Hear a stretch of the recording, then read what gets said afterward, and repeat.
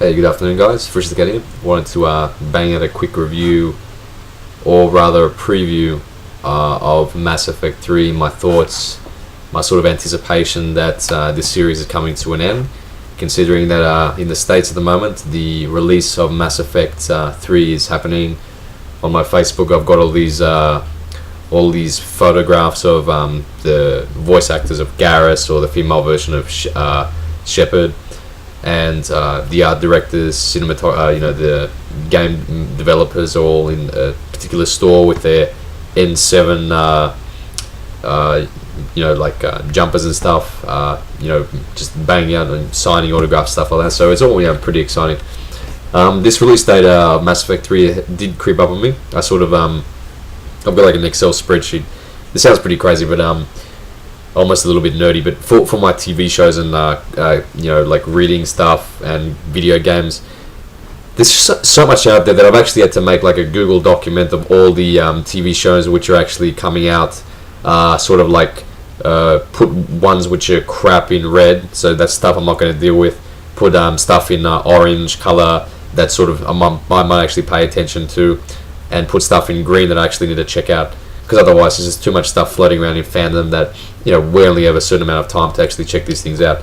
So in a similar way, I've got all the games release dates, and I added sort of the release dates in order, so I sort of try and keep track of what's coming around the corner. However, I forgot about Mass Effect 3, and then after all these trailers sort of dropped, and now we've got the Save Earth or Take Earth Back trailer, which just dropped a couple of days ago.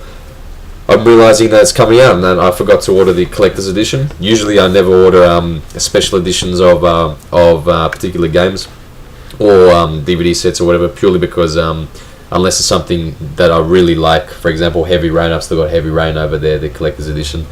Once I play something or watch a movie, I don't sort of hold on to it that much unless it's something really special. So all these extra DVDs or collector items, I don't really give a crap about, to be honest. But I did sort of want to get the downloadable content of the extra mission, and also the some sort of gun or whatever.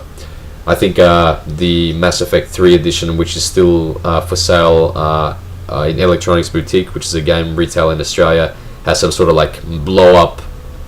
I wouldn't say it's a blow up doll, but it's sort of like a blow up sort of like one of his Omni blades or whatever. So I thought that's a little bit too extreme or whatever. But nevertheless, Mass Effect 1 I wouldn't have played unless, again, through Talkback World, you guys, by talking about it, made me check it out.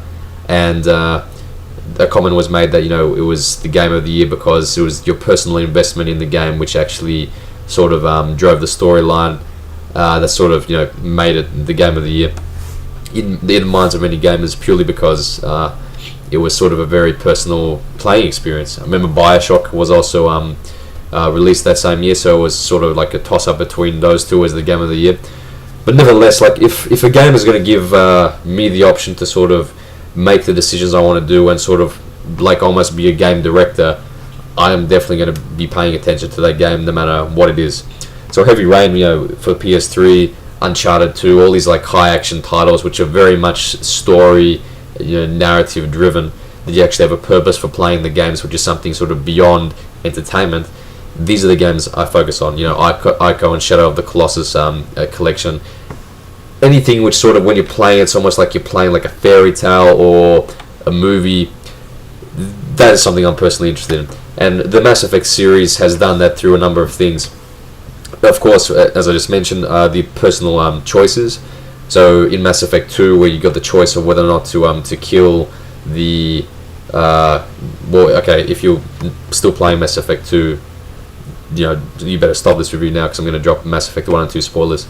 In Mass Effect 2, when you get the option to kill the Queen or not, save the Queen versus kill her off now, the pros and cons of what are your repercussions, like actually having to think about these ethical dilemmas automatically invests you much more in the storyline, because you're thinking, okay, if this was real life, what are the sort of global, so to speak, implications of what I'm actually doing here. That's sort of a little bit of a bad side to that is when you're actually making a decision, and the sort of it shows like the two characters on screen, and you're thinking about what to select, and it shows like the voice option, and then they're just staring at each other and waiting for you to select it. I think it's better if you play this game where you sort of have your first knee-jerk reaction to it, and you select something straight away, just to keep the sort of, you know, the dynamic and the narrative flowing. I'm very happy to find out that Mass Effect 3 is going to have a story mode. So you got like RPG mode, a gamer mode, and a story mode. So for me, I'm definitely going to go for the story mode, as I mentioned on the Talkback hotline, purely because that is what I'm most interested in. Now for me, like, I rarely sort of, you know, like, cry during video games, because, I mean, it sounds weird to say it, but there are a couple of video games which I have cried in. One of them is Heavy Rain. Second one is Fahrenheit. Uncharted, I thought I was by the trailer, but then playing it, like, there's so much action there that it's hard to get sort of emotionally invested in. Shenmue, it was another one, Shenmue 1 and 2. Ico and Shadow of the Colossus, I wasn't upset or emotionally sort of involved in like a sad way, but it was more of a sort of intrigue, mystery. I was really sort of drawn and captivated by those games that I have not been captivated, you know, with any other games before. Mass Effect 1, 2, and 3, they're very smart, purely because the main thing here is when you play the one game, you can continue your choices to the next game. So they take your emotional investment you have in Mass Effect 1 and they snowball it over to Mass Effect 2, and of course, if things couldn't get any more hotter, they're now converting all your choices to Mass Effect 3. So it's all growing, it's all building on top of each other. So it's almost like, you know, you're in the movie, the first movie. All your choices you remember from the first one carry over to the second, carry over to the third. So this is the, you know, culmination of everything you sort of put into the game. So if you've been very much, you know, invested in Mass Effect 1 and 2, of course you're going to be even extremely more emotionally invested in Mass Effect 3. You know, add that to the fact that it's the end of a trilogy. Hopefully they're going to go out with a bang, and we've been all sort of having slightly different paths, different choices we made in this series. It's going to be one hell of a ending, and I'm sort of very excited about it. Like, normally I don't get excited about these sort of things that much, but Mass Effect has been one of those titles that when I anticipated the first one I didn't know was good until I heard about it, and then I got it. Mass Effect 2 I anticipated greatly, but this one, given that there's just so much built up to it, you know, I'm really anticipating Mass Effect 3.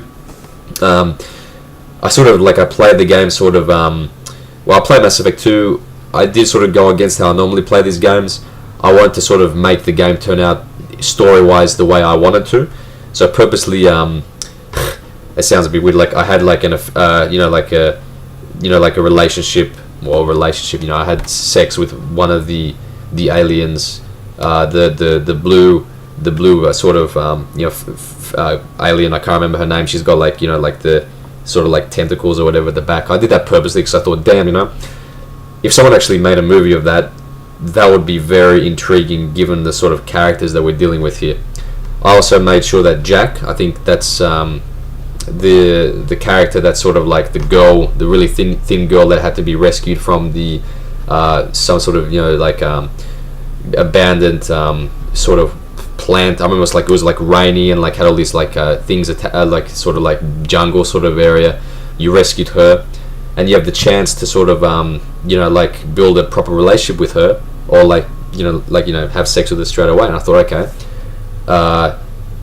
purely for the story value, I thought, okay, I'm going to sort of make Commander Shepard sort of go a bit bad here, and so, you know, I had sex with her straight away. And I thought, okay, this is that would be very interesting in the story if this actually was a TV series or a movie, if he's struggling with sort of, you know, how he's dealing with, you know, the various situations. And obviously, you know, with Mass Effect 3 in the trailer, he's with I can't remember if it's Miranda or whoever, like, you know, he's like on the bed with her, you know, like, you know, they're about to, you know, have sex or whatever.